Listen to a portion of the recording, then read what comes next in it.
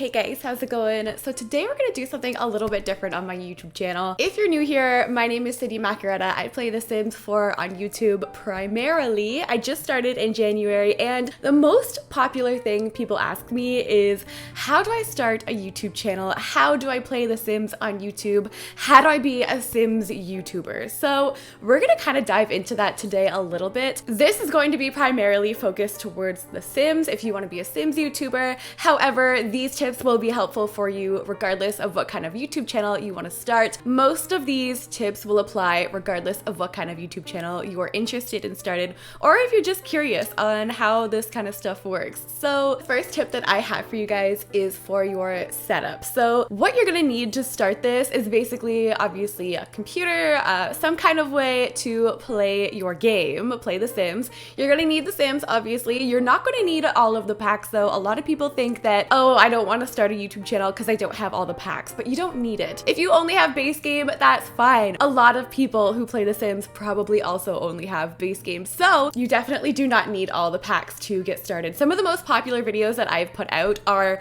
base game builds. You're also definitely going to need some kind of editing software and some kind of screen recording software. So the ones that I use, I started out with Shotcut, which I used to edit fully on my PC. Now I edit on my Mac, so I'll tell you kind of both ones that I've tried. Shotcut is a free editing program that I used on the PC, and for screen recording, I use OBS Studios. I found this to be the easiest way to record my screen. I've had to play around with the settings quite a bit, and depending on your computer, depending what kind of game you're running, it might take a little bit of tweaking, and you can watch videos, you can look things up to find out what settings will work for you, and honestly, it's just trial and error. I still play around with my OBS settings depending on what I'm doing, but that is what I use to screen record. When I'm on my Mac, which is what I edit now with, I use iMovie. This is also free, it comes with most Macs, I think, but yeah, that is what I use now, and I find it a lot easier than working with Shotcut. However, both free, both fairly easy to use programs. Other things you may be interested in getting are a camera or a microphone. These are not essential. I've seen speed builds where there's just music in the background. You don't have to have a face cam. Tons of YouTubers don't use a face cam. However, it's whatever you're comfortable with. And for your microphone, it depends on if you want to do voiceovers, what kind of videos you want to produce. Number two would be type of content. So The Sims has a lot of routes you could go with the type of videos that you want to put out. You could put out stories based around The Sims. You could focus primarily on create a sim, on cast. There are tons of challenges you could do. You could show off your sim making skills. You could be a builder. You could do speed builds. You could produce build challenges like I do all the time. You also don't have to stick in that box. You can experiment. You can kind of play around, and especially when you're first starting your YouTube channel in general, this is the time to experiment with what your audience wants to see from you. So when I started, I was doing Let's Plays, I was doing cast videos, and then I started going off into building videos, which I literally never ever thought I would ever do. However, people really enjoyed them, and I would have never known that if I didn't experiment around with different kinds of videos that I put out. You can also decide if you want to be primarily a Sims 4 channel or a Sims channel in general, or if you want to dive into other games. You could even mix and match. You could do makeup videos and Sims videos, just seeing what will work with your audience and what your audience wants to see from you and what you enjoy doing mostly. Number three is your intended audience. And this is one that I kind of didn't really think about when I first started, but I noticed as I went that I had to pay more attention to this. When I started my YouTube channel, I was swearing a lot.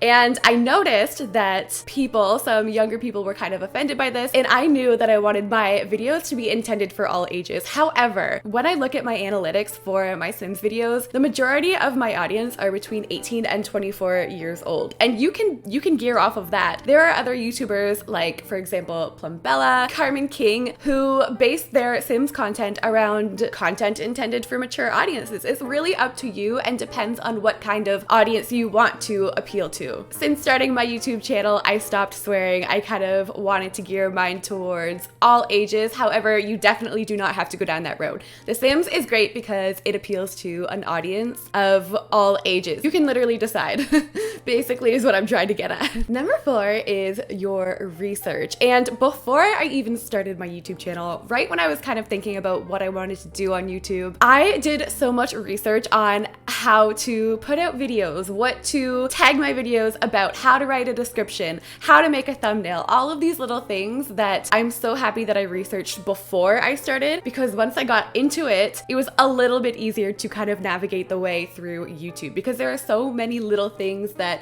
you might not think about before you start your channel. Someone that I recommend watching is Catherine Manning. She has really great videos about how to put out YouTube videos and how to read your analytics, all of that stuff. Her videos are kind of more towards YouTube, starting a YouTube channel in general, and they are very helpful. I binged like so many of her videos before I started even doing this. Once you've kind of learned the basics a little bit, maybe you have a little bit of a better understanding on how YouTube works, and once you've figured out what kind of route you want to go with your Sims videos, if you want to do builds or casts or whatever, you can research popular videos about that topic. So for example, something really popular to do if you're just starting out on YouTube, something very searchable, are challenges. And now that's not just build challenges. I know that I do those.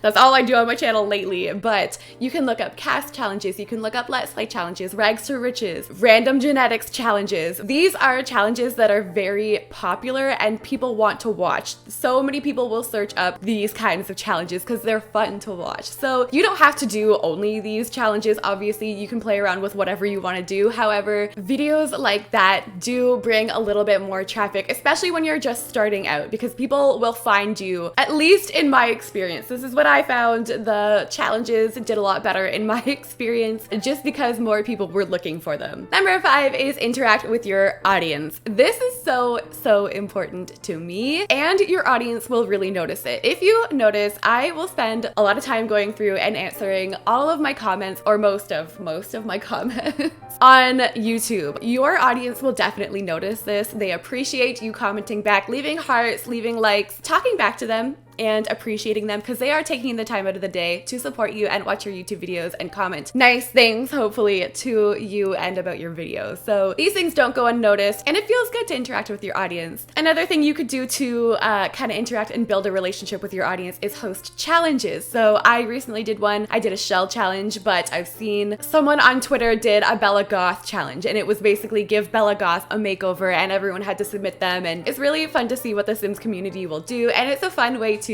interact with you, and people get excited when they submit their builds and their Sims to you. So it's a really fun way that you can give back to your audience and kind of hang out with them, chill with them, see what they're all about as well, get to know your audience. Other things you could do, of course you don't have to, but they are out there, are giveaways. Lots of people do Sims giveaways, especially on Twitter, on Twitch. Again, you don't have to do this. I'm not saying you have to do giveaways. However, it is a way that you can give back to your audience. I would be careful of this one. Maybe don't do it all the time because you don't want people to just come to you for your giveaways. However, it can be a way to give back to your community. Another good way that you can get yourself out there is branching out to other forms of social media. For example, Tumblr is, I don't know if that's really popular anymore. However, the Sims community is alive and well on Tumblr, Twitter, Instagram, any other kind of social media where you can get your content out there. And what I mean is not only like sharing your videos, but if there's a build that you're really proud of, if there's a Sim that you created that you really like, or you know, if there's a story, a challenge that you've created that you're super into, share it in a screenshot form with like a link to your video or something like that. It doesn't have to just be you sharing your video. You can share your content in other ways as well. Number 6 is a schedule. This is really important on YouTube, but it's really hard to stick to. I've been trying ever since I started to come up with a regular schedule. Using a schedule is good because people will know when to come to your channel, when to watch your videos, and not only that, but they'll look forward to coming to watch your videos. For example, if you post every day at 12 p.m.,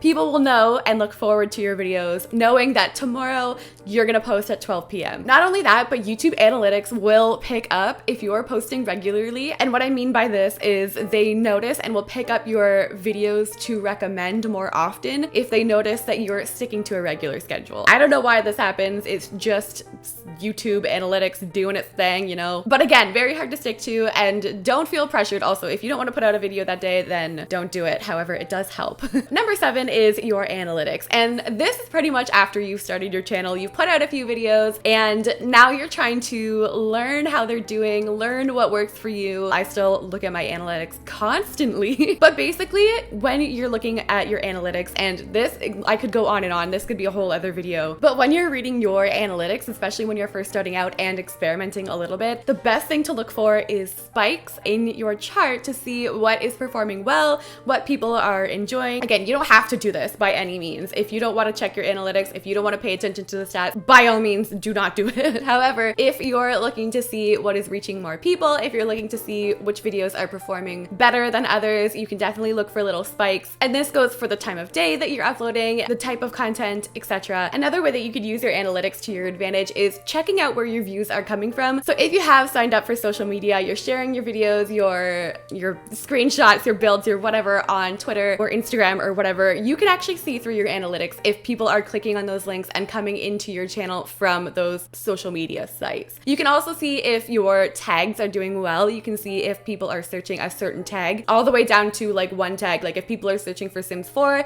and that's how they're finding your videos, then you can see, yeah, I have to use the Sims 4 tag in my videos for people to find that tag because it's working. Again, there are so many topics of conversation regarding your analytics, so I'm not going to go into it too much. However, learning how to read them, again, watching videos, trying to educate yourself on how to read your analytics is really important if you want your videos to reach more people. Number 8 is getting comfortable in front of the camera. And this is gonna take time. If you go back and watch some of my earlier videos, they're so noticeably awkward. And that is completely normal. A lot of people say like, how do you get comfortable in front of the camera? I feel so weird. I feel so awkward. I hate the sound of my own voice. That probably happens to every YouTuber when they first start out, like every single one, because it's weird. You're literally just sitting here talking to yourself. Even doing this different type of video for me feels a little bit weird. So it pretty much just takes time. And trust me, it does get better. You could start without a mic. Like I said earlier, you could do speed builds. You could do cast creations with just music in the background with no voice. If that's something that bothers you, you could even turn the mic off and kind of talk through it and just kind of get used to hearing yourself. If it's being in front of the camera that's kind of weird to you, again, you don't have to have a face cam to create Sims videos. If it's something you want to do in the future, you can kind of like practice. You can film videos that are no one's ever going to see and just kind of do it that way. There's tons of ways that you can kind of get more comfortable, but just know if that's something that's holding you back from starting a YouTube channel, it happens to everyone. And on that note, your beginning videos, no one's gonna judge you for those. Like they might, but they might be awful people.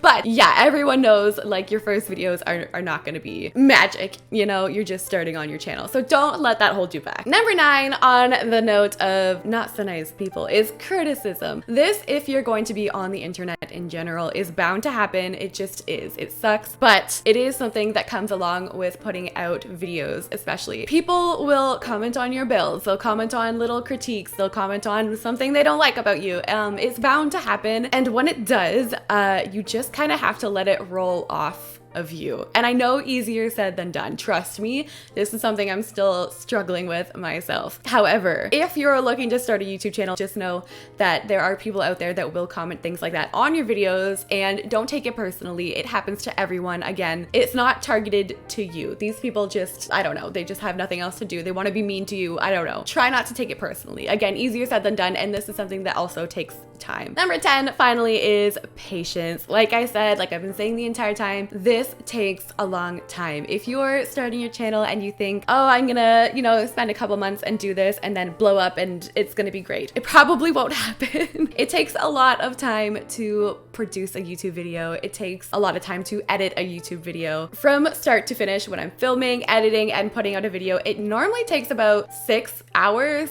from start to finish, and that's me improving. When I first started, it would take me all day to film, edit, and produce a YouTube video. So don't get discouraged if the first couple times you're trying this and something's not clicking. You're going to be learning the entire time. So don't let it discourage you. Have fun with the process, learning what works for you, improving, learning about YouTube, learning about editing, learning about your videos yourself. Yes, it will be hard work, but it is super rewarding and fun. So I think that's all I got for you guys today. If this helped you in any way, please let me know. If you're thinking about starting a YouTube channel and some of these tips have helped you, you good luck. I hope you succeed in all you want to do. If you like this style of video, I don't normally put out videos like this, but let me know if you liked this kind of video.